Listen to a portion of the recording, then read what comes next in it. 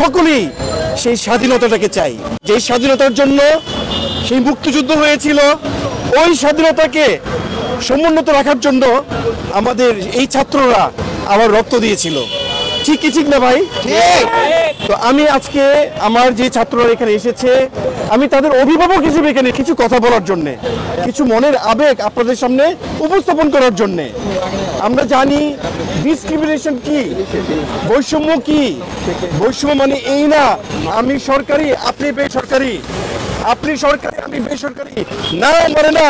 আমরা বাংলাদেশি, আমরা বাংলাদেশি, আমরা বাংলাদেশি। হ্যাঁ, আমরা না কোনো প্রাইভেট ইউনিভার্সিটি, আর তারা হচ্ছে দক্ষতা অনুযায়ী সে তার জায়গায় জন্য বসে যায়। তো আমার প্রশ্ন হচ্ছে, যারা এখন উপদেষ্টা মণ্ডলীতে আছেন, বিশেষ করে আমাদের শ্রদ্ধেয় sir professor doctor Yunus sir, ওনাকে আমরা শুধু ন্যাশনাল ফিগার বলতে পারি না, উনি হচ্ছেন একজন গ্লোবাল সেলিব্রিটি। তো আমরা খুব গর্ববোধ করি স্যারকে নিয়ে। তো স্যারের উদ্দেশ্যে আমরা এই কথা বলতে চাই, আমরা আমাদের আবেগের মনের অন্তরের থেকে আমরা এই কথা স্যারকে বলতে চাই, স্যার আপনি একটু চিন্তা করে দেখুন এই এই এই প্রাইভেট বিশ্ববিদ্যালয়ের শিক্ষার্থীদের এই আন্দোলনের কত বড় অবদান ছিল। বিশেষ করে আসিফ মাহতাব উচ্চ, সে ওই সময়ে যেই পরিমাণ ভূমিকা রেখেছে। স্যার আমরা একসাথে, আমরা ডক্টর ইউনূস স্যারকে কথা বলতে চাই, আমরা একসাথে ডিবির কারাগারে নির্যাতিত ছিলাম। সেটা যে কি নির্যাতন সেটা আমরা জানি, কত মানসিক পাশবিক নির্যাতন এই আওয়ামী লীগের দোষরা করেছে। যারা আমরা কারাগারে ছিলাম ওই দিন আমরা সেটা বুঝতে পেরেছিলাম, আমার সাথে যারা যারা কারাগারে ছিল আমরা সেটা বুঝতে পেরেছি। আমাদের বক্তব্য একটাই, আমাদের দেশে যেহেতু বৈষম্যহীনতার জন্য স্বৈরাচার হাসিনাকে এই বাংলাদেশ থেকে বিদায় করা হয়েছে, এই বাংলাদেশে আর কোনো জন্য স্বৈরাচার হাসিনার এই কোনো প্রভাব যেন বিস্তার না করে,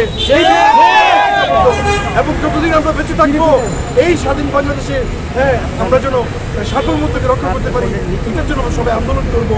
আরেকটি কথা হচ্ছে এটা যে বৈষম্যহীনতা আন্দোলনের যে মূল রূপরেখা যেটা ছিল সেটা হচ্ছে প্রত্যেকটা ক্ষেত্রে যেন বৈষম্যহীনতা হয়, প্রত্যেকটা মানুষ সেই নাগরিক অধিকার ফিরে পায়। আর এই জন্য নতুন স্বাধীনতা আমরা অনুধাবন করছি। এই স্বাধীনতার অবদান শুধুমাত্র যে ছাত্রদের জন্য তাও না, এটা সকলের, এটার ভাগিদার সবাই মিলেই সেদিন আমরা আন্দোলনে নেমেছিলাম। ঠিক কি ঠিক না ভাই? কাজেই সবার অধিকার যেন এখানে রক্ষা পায় সেটা আমরা দেখব।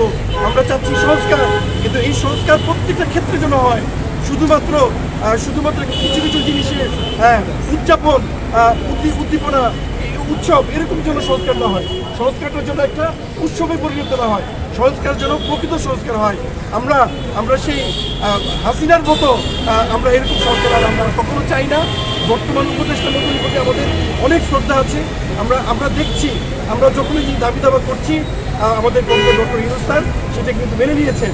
আমি আশা করছি আসিফ মাহতাব উচ্চ স্যার আমার স্নেহভাজন ছোট ভাই, তাকে জন্য অবশ্যই উপদেষ্টাদের কাতারে রাখা হয়।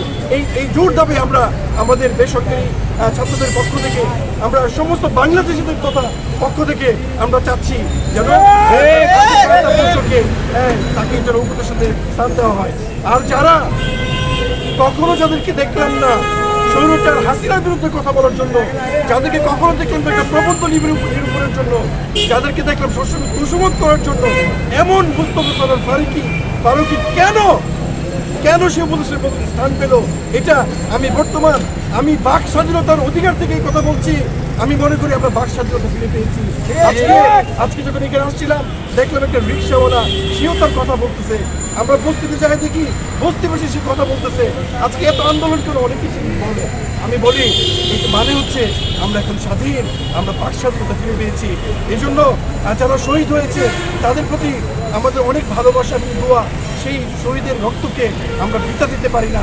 এই জন্য আপনাদের জ্ঞাতার্থে আবারও বলছি, বিশেষ করে সাংবাদিক ভাই মহোদয় যারা আছেন, আপনাদের মাধ্যমে কথাটা যেন পুরো বাংলাদেশে চলে যায়। এটা আমরা খুবই দুর্বল। আমাদের শক্তি জায়গা হচ্ছে আমরা দেশের জন্য রক্ত দিতে জানি। তো আমি এই কথা বলে আমি আমার বক্তব্য শেষ করছি। আসসালামু আলাইকুম ওয়া রাহমাতুল্লাহি ওয়া বারাকাতুহু। আমার নাম হচ্ছে প্রফেসর ডক্টর জাফর সিদ্দিকী। আমি এশিয়ান ইউনিভার্সিটিতে অর্থনীতি বিভাগে একজন ফ্যাকাল্টি হিসেবে আছি।